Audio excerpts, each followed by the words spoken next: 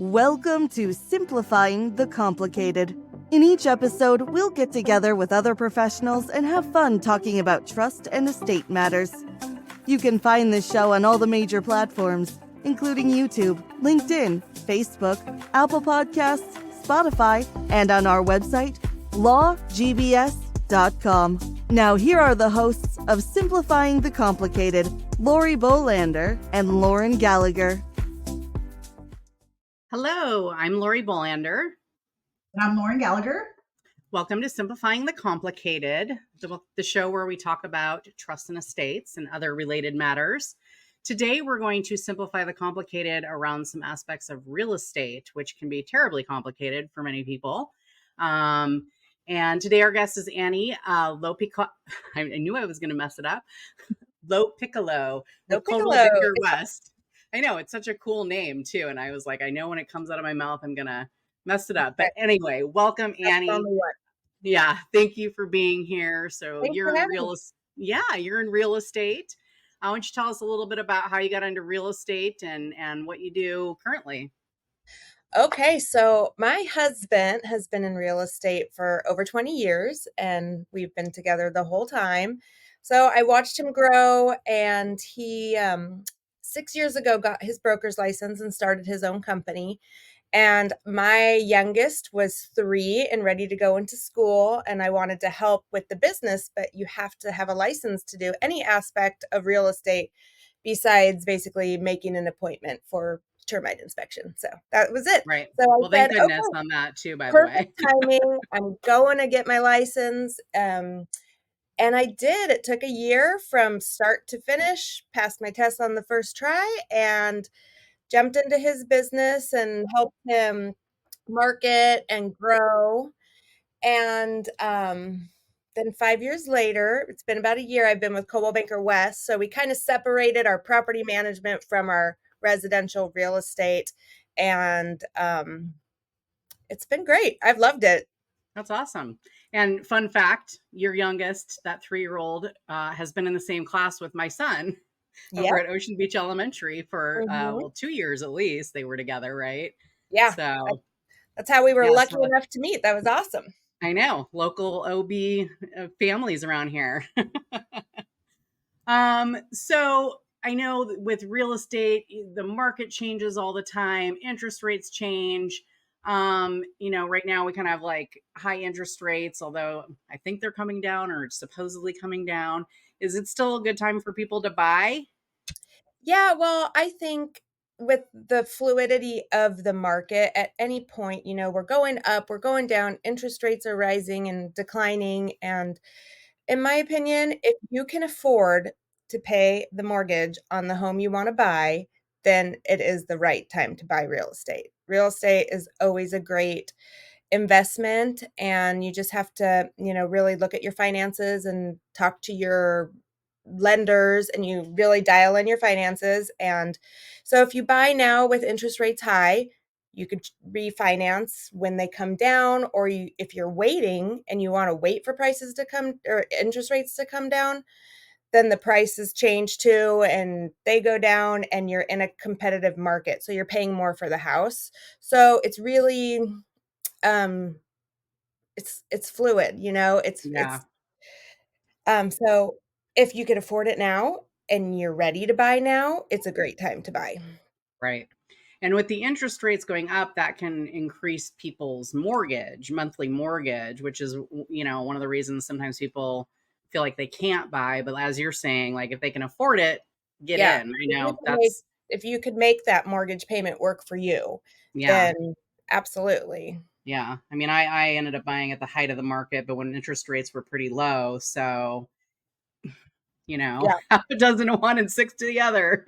I mean, it's great for you. You're in a low interest rate and just keep on growing your equity. And but those people that do buy high interest rates, they will come down at some point enough to refinance and get a lower mortgage. But, the key is that you have to be able to afford the mortgage that you get today. Right. So you got to make sure that's doable for you. we're talking about a residential piece of property that you're going to live in, it's so personal. So yes, it might be your interest rate might be a little higher, your price might be a little higher, but it's your home. And I Yeah. think it feels and is different than an investment, a commercial building or, a rental property. So, I'm with you. I think that if you can get in and then, see how it goes with interest rates. Yeah. I know they say now is the time. It's always the time now. They always say No matter what time it is now, 4 years from now, 2 years from now, you're going to say, oh my gosh, I wish I would have bought my house 2 years ago. No, we always talk about, we worked and lived in the OB Point Loma area in late 90s, early 2000s. And at that time, I don't know, properties were what, $300,000 to $500,000. And I was just like, oh my gosh, I'm never going to be able to afford to live here. Oh my gosh. And the people that got in then, they're doing quite well with their equity and probably their interest rates and everything else too. So what's going to happen to us, 10, 15 years from now, we're going to say, oh my gosh, I'm so glad I got in then. Look how much equity I have in my house. I know. And people say, oh, the bubble's going to burst. But it's like, if you look at the trajectory of real estate, yeah, there's this, but it's doing this, Ever climbing. So, yeah. Especially in your high desired areas. Right. It doesn't fluctuate as much on the downturn. Right. Definitely. So we don't deal too much with people purchasing properties in our business, but of course our clients are always purchasing properties and, we help them title things into their trust and things like that. But walk us through, the home buying process. So home buying process starts really with your buying power. So let's call your agents. If you don't have a lender that you love already, find your agent that you love, call them, get a referral to a great lender, and let's find out realistically how much you can afford on this house. It's very discouraging if you put your search at 1.5 million, but you are very far off from that number. We don't need to be searching for houses that we can't reach, because the ones we can reach then are very less desirable for you. Right. So it's about being realistic and finding your buying power right up front. And then you get with your real estate agent and you set a criteria, whether it be, bedrooms, bathrooms, what neighborhoods you're looking at. I always set up automatic searches for my clients, and we start seeing properties. We find something that we love and we write an offer. And then at that point, that's where the negotiations begin. It either gets accepted or they could counter offer us. And that's my job as the agent, to work out these negotiations. And hopefully we get in contract and you're super excited and you get to inspect the house. And then that's the second set of negotiations. If there's a laundry list of things that need to be done, we could ask for them to repair them, or we could ask for a credit. And me and the other agent go back and forth, and we negotiate on that aspect for you too. Well, and I think it's so important that people understand, really the expertise that you guys bring to the table and all of those things. Because as licensed attorneys, we can take actually we're going to talk about that in a minute, but we can take a commission.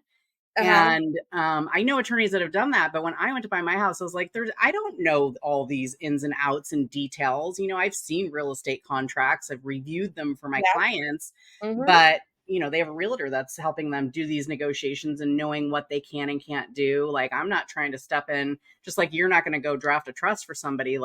This is a specific area of expertise that you guys have. And I think people need to understand the importance of having a good realtor on their side. Yeah, there really is a lot that goes on outside of the contract. Yeah. So are the documents and forms change very often. Oh yeah, they do. So, that we need somebody. Yeah. So somebody with expertise needs to understand what they are, what the changes are, what boxes to fill in. I tell clients that we deal with clients trying to sell in administrations. And, every so often we'll have a trustee, a successor trustee or executor who says, oh, I'm just going to sell it on my own. I'm like, no, you're not. No way. Yeah, that's, I mean, I wouldn't recommend that even if it was your personal home, but certainly not on behalf of other beneficiaries. Yeah, absolutely. So I mentioned commissions, and there's like been a bunch of changes around that in California. Is that, or is it federal? It's national It's association. national. Of Okay. Yeah. Yeah. So So, and I have know a settlement. little bit, but tell us more about that. Okay, so a huge settlement happened with the National Association of Realtors, and basically someone sued huge, this is huge, for not being educated on commission splits. And it gets way deeper than that. But we had a lot of changes come our way in the What can you tell us first? Like, how was it, and and what's the change? So what we used to do when we would sign a listing agreement, the seller, it was known that the seller paid for both commissions on the listing side and the buyer's side for the broker's commissions. Now, what we would do in the contract, it gave us a spot for a total commission. So standard was 5%, had become to be 5%. So we would sign for 5. And then what the agent would do was share that. Like, I'm going to pour 5 ounces of milk into a cup, and now I'm going to pour 2.5 into the buyer's agent that comes in. I'm sharing it. So now what we're seeing is the listing agent who signs that list agreement is only negotiating the commission for themselves.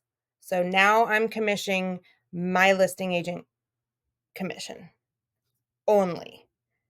And the buyers now have to have a buyer representation agreement with that broker agent stating that they are going to pay, that the buyer will pay a certain commission. So whatever I decide to negotiate with my buyer, right, which I'm going to write, I hopefully am worth 2.5%.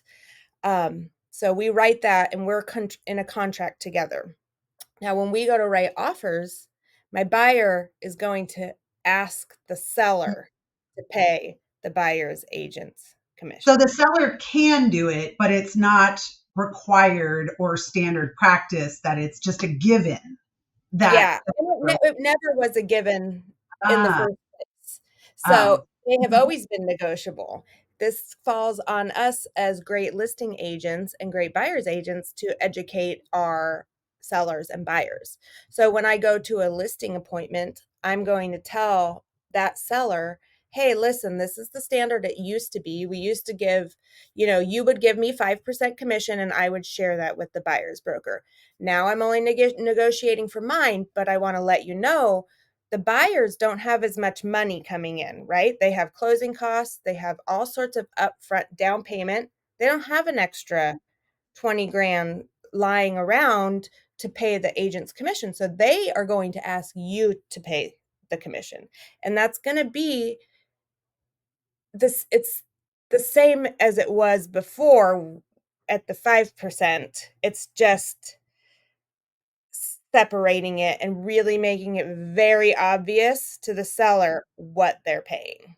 So it sounds like it's just like a lot more disclosure, probably more It is. forms that people have to sign and all of that, that stack that you get. Terms keep getting longer. The more lawsuits that happen, the more laws that are in there, and Same with trusts. the more detail, right? So we had originally like a 1-page contract, and now it's however many pages, 18 or 19. Yep. I saw a 1-page trust recently from the 60s. Okay. Yep. Yeah, that so same thing there. Line that up. So as we evolve, we get more rule breakers and law breakers, and then we get more laws and rules and systems in place. So we are required to follow those. So it will be a standard practice for buyers now to be signing these buyer broker agreement. You legally have to have it signed before you go see a property. Yeah, interesting. So it's really not a way around it. And the reason they did that is because that way everybody has to be held accountable. Mm-hmm. You don't get those agents that are not doing it, and then you're fighting, like, oh, so-and-so doesn't do it, I'm just going to go with them. And then you're losing your business and you're fighting. It's across the board. What I understood was that a potential buyer, could not walk into a home without an agent and having signed something with that agent. Is that correct? Can a potential buyer walk in and say, I'm representing myself? They have to sign a non-agency form. Okay, so there's a means to do it. There's just another. So yeah, when I do an open house, I have a sign-in sheet where they're able to disclose their realtor if they have it, or disclose that they don't have it. And when you're walking around, I won't be able to speak to you about anything. I can't create an agency with you, a realtor client agency with any conversation. So basically I could tell you the public remarks that everybody else sees. But if we go to any further than that, if you ask me about a lender, if we discuss any finances, I have to have an agreement signed with you. Once I create an agency, we have to have an agreement. That's the law. And are they still permitting dual representation? Because that was always the thing that I thought was like, Definitely coming from an attorney's point of view, that seems like a major conflict of interest. It is. It is an actual conflict because you want this person to sell it for the most amount and you want this person to buy it for the least amount. That is a conflict. So I've always found it interesting that the Department of Real Estate and the National Association of Realtors allows that. I know it's very interesting. So if in my case, there are a lot of agents that don't want to do that at all. They feel like they can't. In my case, it would be very upfront about what's going on. Maybe it's been on the market for a while and we're not getting any offers, and we can negotiate. Like they say, you know what, if you could find me a buyer that'll pay $1 million for the house, great. And then I'm like, okay, so this person will pay $1 million for your house and they're okay with it. And we talk about it, and it seems true. like you're kind of like the mediator, the negotiator. Yeah. And I guess that's somewhat similar. Like some of our conflict waiver forms, like with husbands and wives, we say if a conflict arises, it's not like immediately like we can't represent either of you. We just won't take a side and discuss the pros and cons of you have to be very situation. And then if you still have a conflict and we can't resolve it, then you're out of here. You guys both got to get separate attorneys. So I guess in that circumstance, that does make a little more sense. Generally, though, when we have trustees, we're like, we don't want to do that because the beneficiaries can then accuse, the trustee of not getting the best deal because there's dual representation. I've allowed it in a couple cases where, like, my client is a professional fiduciary and she's been using the same realtor for however many years. And I'm like, well, okay, this, and the beneficiaries are cool in this one. I think we're okay. But generally, like when you have a fiduciary relationship as the seller, it can be a little more sticky. So.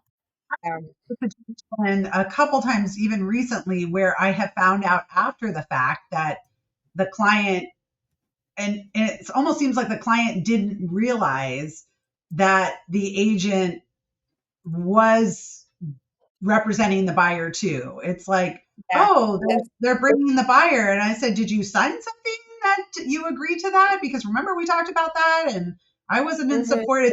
I've had a couple instances where I thought, I wonder if that was a full discussion with the seller. It needs to be. It's disclosed. It needs to be signed off. What we see in contracts and we see in agents that do more for their clients are the agents that help people read their contracts. Don't just say, here's your contract, sign it. Let's go through the contract together. I could explain it to you and let's ask questions. So it's the difference between an agent that wants to give you quality time and walk you through the process and really educate. Also, as we know, maybe they did disclose it and the client didn't even know what it meant because it was absolutely disclosed. We explain things upside down and backwards, and our clients still are like, well, you didn't tell me that. I'm like, yeah, I for sure told you that. It was in the contract and it was initialed on DocuSign. Boop, boop, boop. Yeah. Yeah. Well, looking at like selling properties. So that's sometimes, we do administer trust and represent the trustees. So we are more involved in that process. And so what should a seller do and not do before listing their property or reaching out to their realtor or whatever? Don't do Yeah. anything yet. Call your agent, get a realtor, have them walk into your house, look at it, Mm. and advise you on what to do. The market is ever changing depending on your location, and we are aware of how many buyers are out there, how quickly things are moving, what condition. If your house is really full of deferred maintenance, fixing a couple things is not going to increase your value. Yeah. And that's It's like usually what we're looking overhaul at. or sell, and Yeah. you need don't put any money up front. If the Yeah. agent, talk to your professional. This is what we do. Yeah. We have a My lot of plan is to deferred get you maintenance the houses because most it's an older money person. possible. Yeah. Well, So, is if you start doing something, you're for sure going to find a can of worms behind. We have clients who are like, we're going to redo the bathroom before we sell mom's house. And it's like, don't touch it. Don't touch it. yeah. Talk to your Okay, so realtor. now you have a Flowers in the plumbing garden. leak? Yeah. Yeah. Don't touch No, it. Just then put you some paint on dispose it. it. That's it. Yeah. Yes. So discuss with your agent, hire an agent, discuss with your agent. If it's priced right, it will sell. A lot of times with houses with deferred maintenance, it's on the lower listing side price wise, and we see more people jump in at it, right? We get a buyer frenzy where we get multiple offers, and then you're able to counter multiple people back and create leverage and push up that purchase price a little bit. I know I had a client who did not live in San Diego, and I don't remember where he lived, but wherever he lived, real estate was worth a lot less. And his brother passed away, and he was like, he hasn't done one thing to that house since like 1964. And I was like, well, you're going to get $1 million for it. This is a few years back. And he was like, oh no, that's ridiculous. I mean, I think he got 1.2, and he was just flabbergasted, and they didn't do one thing to the house. But it's just so funny, like people, especially if you don't live in this area, like how could that house possibly be worth that, But it's how it It's is. the land. It's the land. Yeah. So Mhm. you don't do the property management, but your husband does. So you know the ins and outs of that. And what should people consider before renting their home out? So, okay, yeah, my husband, he is Dots Real Estate Group. He does the property management through his brokerage. Um, so I'm sure you get a lot of trustees or heirs that inherit a property and would like to rent it out in the meantime while they're figuring out if they're going to sell or keep it and hold it. In California, our tenant laws are so strong and they favor the tenants. So it's very important to have a professional at least guide you if you don't retain a property manager. It's very important to know the laws. Tenants have so many rights. If you're going to sell the house in the long run or even the short run, if you put tenants in place, it's harder to sell and you ultimately have to get them out. And that could be a tricky situation. So I would really suggest consulting a professional property manager. It's just there's a Yeah. lot of liability. There's a lot of liability. You need to Yeah, it's protect. always a tough situation where maybe we have to hold on to the property for X amount of time. And, the beneficiaries are saying, well, we should rent it out because that'll make money, or the trustee suggests that. And it's just like, it's not really worth the risk sometimes if, you get a holdover tenant and then you have to do an eviction and all this. It's like, well, then you're Yeah. going to spend potentially you're going to lose rent potentially if they don't pay. You have to pay for an eviction. That can take a long time. You can get sued. It's, You can get sued for doing the wrong thing. right. Property management really, the price of it to hire a property manager is very fair, at least here in San Diego, and it's definitely worth you looking into. To me, it's a no-brainer. Yeah, Yeah. no, I feel the same way. And I've seen clients that, um, own multiple properties and try to manage them themselves. And some of them, do okay. I know a lot of them after COVID, because all of the tenant laws changed during that, were like, Yeah. I am done with owning property and running, done with it. But I've seen a lot of like surviving spouses where it was okay while they were both alive. But when it got put on the survivor, they just were like, I can't handle this. And it's like, well, yeah, you don't have to do all this stuff yourself. You don't have to go fix the toilet, Like, yeah. So, and it's well worth the money, especially for those that get so stressed out by it. Yeah. I'm on board with you. Definitely.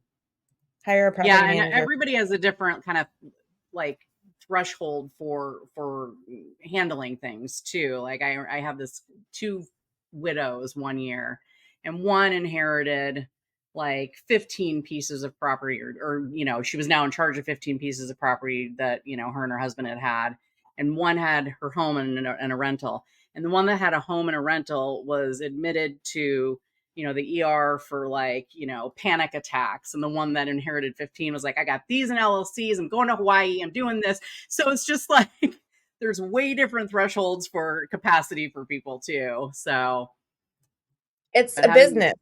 You're running a it is a business. business. So not Yep. everybody is great at every business, right? So Yep. it just Or might any not make sense business. for you. Yeah, exactly. It is. It's running a business. Yeah, we were working with a property manager whose the property, the insurer dropped the policy from that property. And the property manager went and shopped around and found a new policy. It was difficult, but he did all the work. He did all the work to do that. And he's got expertise and he speaks the language, Yeah. can talk the talk, but thank goodness, because the client didn't know what to do and who to call. And, was really getting no's from most of the insurers that he had talked to. So of course the policy was a lot more than the original one, but it's fully insured now. So there we are. Well, that has totally changed in California, the insurance. Yeah. So that's a whole different ballgame. Are you guys going to have a insurance broker on? We need to. Yeah, I know. It's definitely on our list of Yeah. people to bring in, because we have a lot of insurance kind of issues that come up with, trust administrations and things like that. And it's not something, our trustees even think about Yeah. a lot of times. I'm like, hey, you need to make sure the property's insured. And they're like, oh, wait, what? I'm like, yeah, that's like huge liability. That burns down tomorrow, you got a problem. Yep. And sometimes they're lapsed because the person that died was ill or not taking care of things, not paying bills. So that's kind of like a huge liability point for our clients. But that's another podcast. I have one for you on that one. I'll send her your perfect. That would be great. So we do estate planning as well as trust administration, and there's a lot of intersection with estate planning and real estate. So, I mean, this is a question I think we can kind of all answer together, but why is it important for property owners to have estate planning? As far as you're selling that house, if the house is not in a trust, your family will have to wait a while, go to probate, and it's going to take a while for them to get their inheritance. You guys could answer more of this, but I know that it's just so important to pass that house down into the trust to your heirs so they can access it. Yeah, I mean, a lot of what we see we see it on two sides. Well, when we're doing the estate planning, we always deed the property into the trust, which is like the big crucial thing to do, because somebody can have a trust, and if their property isn't actually titled in the trust, then it's not in the trust, and the trustee doesn't have control over it. There are methods that we can avoid probate sometimes if they have a trust, but not always. And yeah, probate's taking, I don't know, I mean, a minimum year and a half these days. I mean, and that's if like all your ducks in a row, you get the right judge whose calendar isn't like super filled up. But you do have control over the property. People are like, oh, I have to wait all the way to the end of probate to sell the house. That's not true. You can, once somebody's appointed through the probate court, it can be listed and sold, but nobody's getting their money until That was that's going to the be whole my thing. question. So once it sells, that money still sits there, right? Yep. And it doesn't get dispersed until probate is complete, right? Correct. Okay. Yep. Yeah. Yeah, and reason. that's a big thing for people. Like, we'll do an estate plan, because otherwise, not only do they have to go through this procedure, which, by the way, is much more expensive than setting up an estate plan is. Not only do they have to go through this procedure, but it's going to take a really long time. Whereas if everything's in the trust, usually we can move forward fairly quickly. I mean, there's some things that have to happen in a trust administration that people are usually not aware of. There's actually a contest period that happens, and so nothing's really distributed for at least 4 months. But there's steps that have to be taken in the trust, but at least it's fairly, we usually can, on a fairly simple administration, things can usually be mostly distributed within 9 months, a year for the most part. And I think the real issue is if it's not in a trust, that person who, the executor who gets appointed can control it and sell it once they're appointed.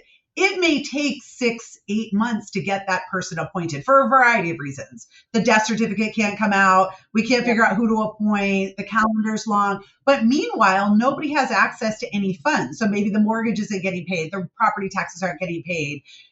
There's like insurance, HOA. So there's just a variety of horrible things that could happen during that period of time, even though eventually somebody will be appointed and be able to sell it and clean up all the outstanding debts. But in a trust administration, we can usually get that trustee, on title, access to the funds in a very short period of time, sometimes in a matter of a couple of weeks. Versus months. So there is that. That's always the fear in a probate, that there's a mortgage on the property and it's just sitting there, and they're threatening to foreclose on start foreclosure proceedings. So, and all of us, our hands are tied. There's nothing any of us could do unless somebody's willing to advance the money, which that's usually not the case. Yeah, that's very real. I've had that happen to me before. I had a client in probate get referred to me, and we found out there was liens on the property, and they were so property taxes, and there was so much. Really, by the time that he was going to sell, there was no money. There was nothing left. It was all we've seen that as well. Yeah. The other thing you probably have seen is somebody probably contacts you and says, I want to sell my mom's house. And then you're like, that's cool, but you're like not on title, and people don't realize there's title changes that have to happen. And sometimes I had one case one time where it was the grandsons, and they were living in grandma's house. Their mom didn't predecease, but their mom had died. So grandma had died. Her only child was mom. And now grandsons are like, well, we want to sell the house. Well, they had to do a double probate. They had to get probate grandma to get it to mom's probate to get it to them. Ooh. Yeah. So, and people kind of like, especially if something's free and clear, they'll just be like, oh, I'm just going to live in this house and not worry about it and not tell anybody that, mom died, and I'll sell it one day. Doesn't work that way. No, it doesn't. And I've also seen agents who, don't do their homework ahead of time, are anxious to get the listing, will sign the listing agreement with the person who says they have the right to sell it. And then to find out that they're not appointed, they're not the successor trustee, and they're like a ways through the process. And, when title gets involved, they realize they don't have any legal authority to sell. So, experienced realtors like you wouldn't do that. You start from the beginning and say, well, let's do a preliminary title report and see who's on title. Yep. Yeah. So important. So what are things that you think people should look for in their real estate agent? Well, I think that first and foremost, I think that likability and compatibility are very important. So how you're going to spend a lot of time on the phone and just dealing with them, and it's really nice to feel comfortable and to like who you're around. Like I personally put that at the top of my list. I also think the local market knowledge is huge. Your listing agent needs to know how to really price that house perfect, right? We want the best product at the best price. So that's the local market knowledge. We need to know what the buyers are doing out there and how quickly they're moving. Communication is huge. You need to feel very comfortable to ask questions. You need your agent to want to offer you information in a way that you could understand it, right? Be, like I said, a difference between an agent that goes through the contract with you and explains it to you, or someone that just hands it to you and says, DocuSign it, boom, boom, boom, boom, boom. You have no idea what you just did. We need to communicate. I want to know that you understand what's going on. So, marketing strategies. What does your agent do to market this property? Ask about that. Look at their previous listings, their previous work. And then negotiation skills. How are they going to negotiate for you? Right? We're really looking at finding the highest net dollar amount we could get for our house. So there's, especially with the way things are being changed, right? Where we have agents that are going to be asking you as a seller to pay their broker's commission.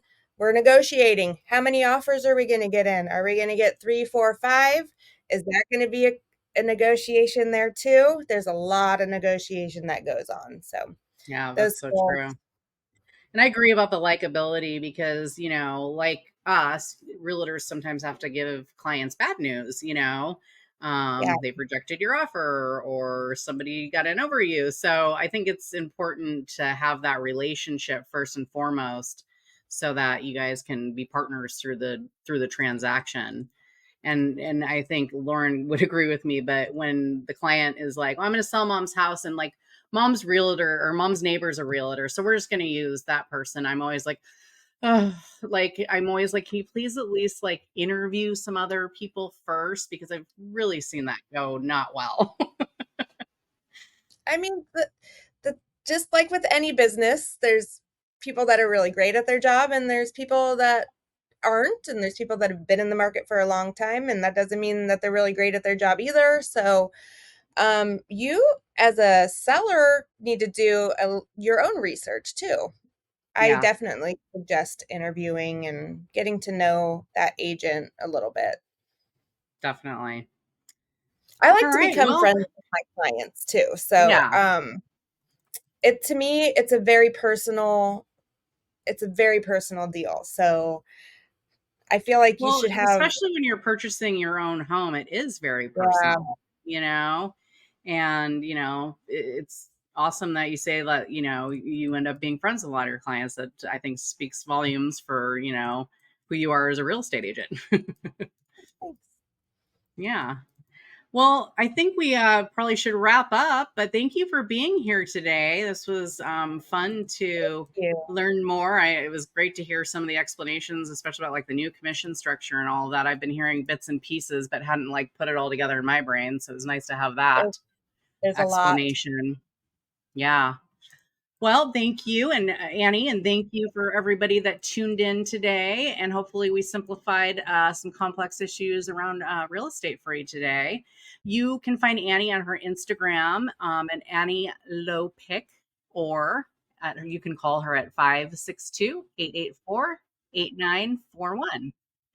And of course, you can find us at lawgbs.com. So thanks again, Annie, and thanks for everyone that tuned in. Thank you, Thank Annie. you. Hey, ladies. Have a good day. Bye. Bye. You've been tuning into Simplifying the Complicated with your hosts, Lori Bolander and Lauren Gallagher. You can find this show on all the major platforms, including YouTube, LinkedIn, Facebook, Apple Podcasts, Spotify, and on our website, lawgbs.com. Thank you for your positive feedback, comments, questions, and for sharing this show with others.